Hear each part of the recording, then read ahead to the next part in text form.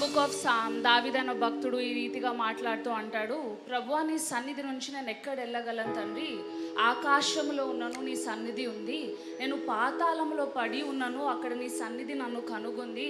నేను రెక్కలు కట్టుకొని ఈ సముద్ర దిగంతములోకి వెళ్ళినా కానీ నీ సన్నిధి అక్కడుండి నీ హస్తమై నా చేతిని పట్టుకొని అక్కడి నుంచి నడిపించింది నన్ను అని అంటున్నాడు దావీదైన భక్తుడు. Amen. And today I want to tell you the presence of the Lord. దేవుని యొక్క సన్నిధి మన జీవితంలో ఏ రీతిగా పనిచేస్తుంది అంటే ఆయన హస్తము వల్లే పనిచేస్తుంది అంట.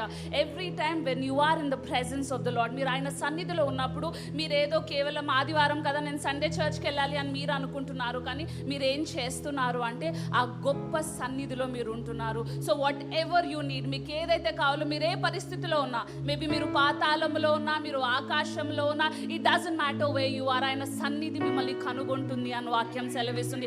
అది కేవలం కనుగొనడం మాత్రమే కాదంట, అక్కడ నుంచి మిమ్మల్ని బయటకి తెస్తుంది అని వాక్యం సెలవిస్తుంది.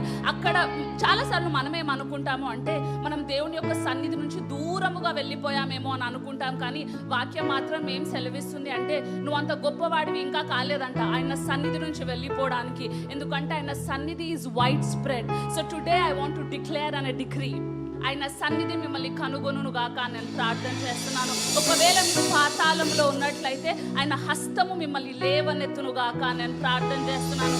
ఆయన సన్నిధి ఇచ్చే రెస్ట్ దేవుడు మీకు కలుగజేయును గాక. ఆయన సన్నిధి ఆయన హస్తము ఎటువంటి హస్తము అంటే it is hand filled with blessing అంట. ఆయన హస్తములో లోటైనది ఏదీ లేదు అంట.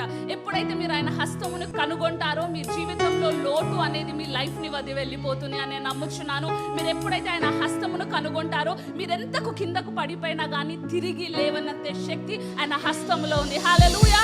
Can you all give a big shout